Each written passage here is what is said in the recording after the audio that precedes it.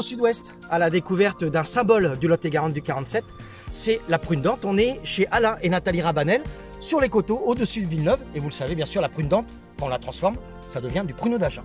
Bonjour Nathalie. Bonjour Patrice. Merci de nous recevoir ici sur l'exploitation familiale. Ça a combien d'années?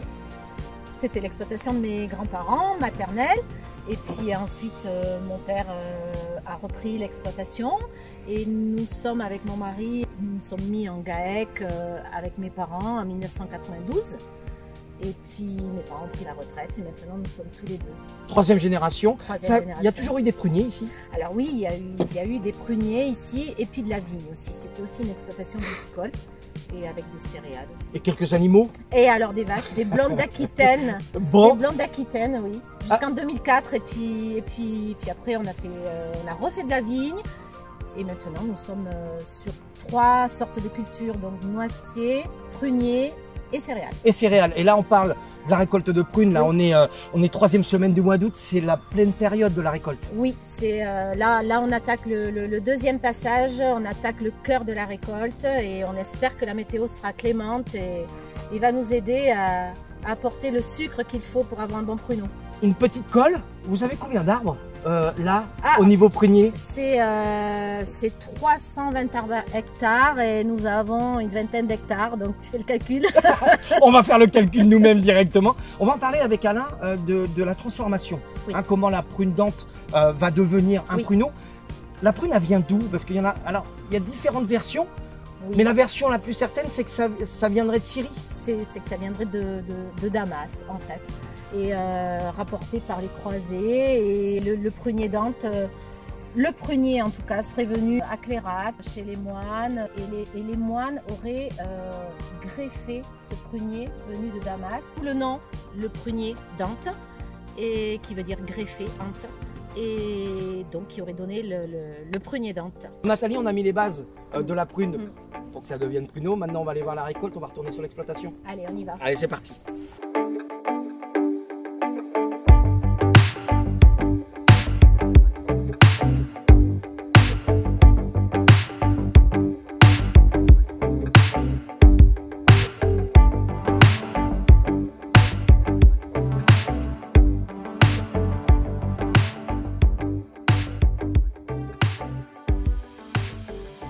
Nathalie, on est dans votre prunier ici. Combien il y a d'arbres ou d'hectares ici? Là, ici, il y a 1,60 hectare à peu près. La récolte se fait mécaniquement. On entend Miguel qui est derrière, qui nous suit. Pourquoi? La récolte se fait mécaniquement. Autrefois, elle se faisait manuellement.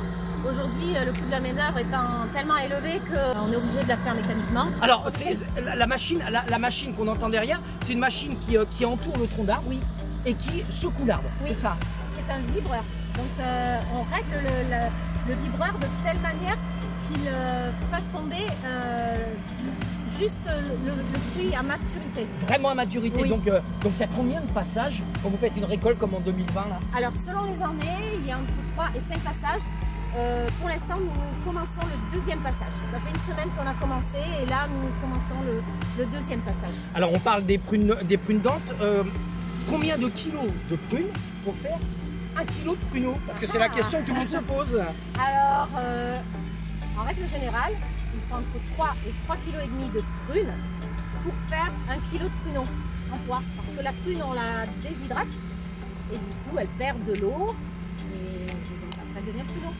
Est-ce que la récolte 2020 est aussi bonne que celle de 2019 ou des années précédentes? Alors ça, je te le dirai à la fin, Patrice. On ne peut pas le savoir maintenant. Non, parce que c'est vraiment, une fois que les prunes seront dans le palox, dans tous les palox, qu'on aura terminé la récolte. Parce que la météo... Vous êtes totalement dépendant du climat, de l'humidité, du soleil, des orages. Tout à fait. Le sucre, c'est important, c'est très important bien sûr pour faire le pruneau. Est-ce qu'il y a un minimum de pourcentage de sucre pour la prune? Oui, donc on fait des contrôles tous les jours, à chaque verger. Donc il faut minimum 21 degrés d'X de sucre pour avoir un bon pruneau. Mais plus le chiffre est élevé, et meilleur le pruneau est. On va laisser Miguel vibrer tous les pruniers qu'il y a ici. Et puis nous, on va rejoindre Alain à l'exploitation pour les palox et pour voir comment on fait les prunes en pruneaux.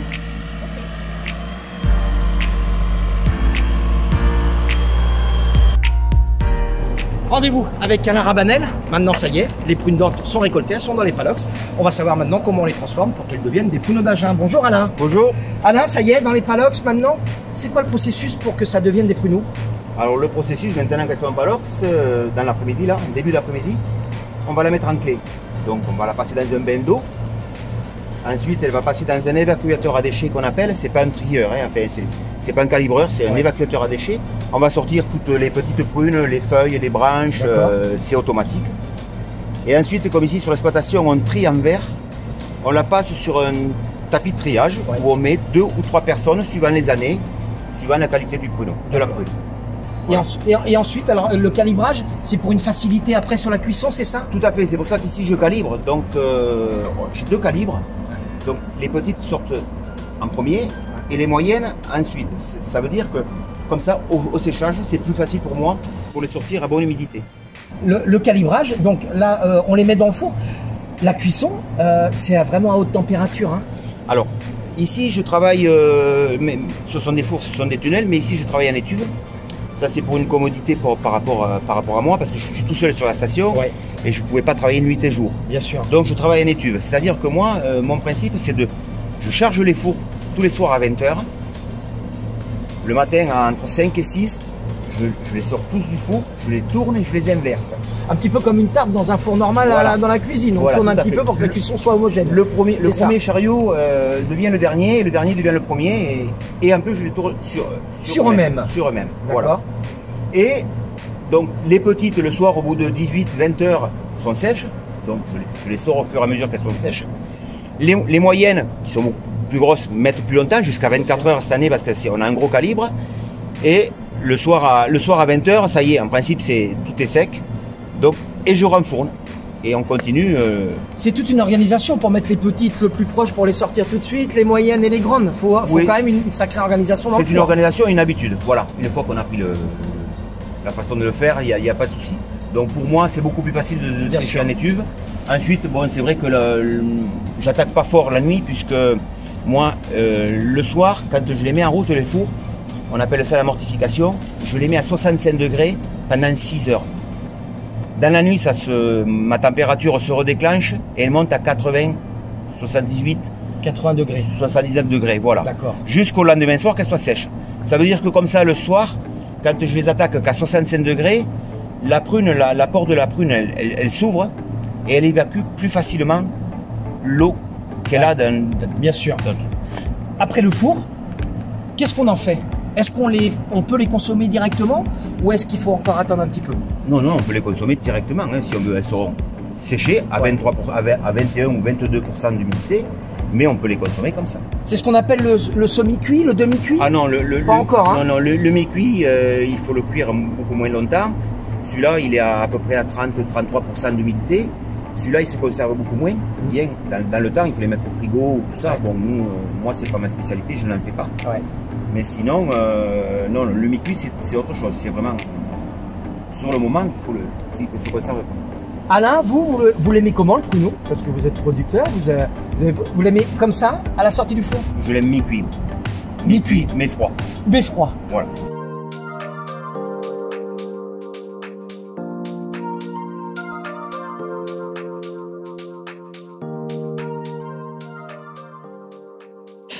Après la récolte, on va remercier Alain et Nathalie Rabanel de nous avoir accueillis sur l'exploitation familiale. Merci beaucoup. Avec plaisir. On espère, on croise les doigts que la récolte soit bonne. Oui, que la météo soit douce. Et surtout. Puis je te fais un bilan à la fin de la récolte. Très très vite, on reviendra manger des prunes. En attendant, on va quand même les goûter juste avant de partir. Bonne continuation, bon courage. Merci.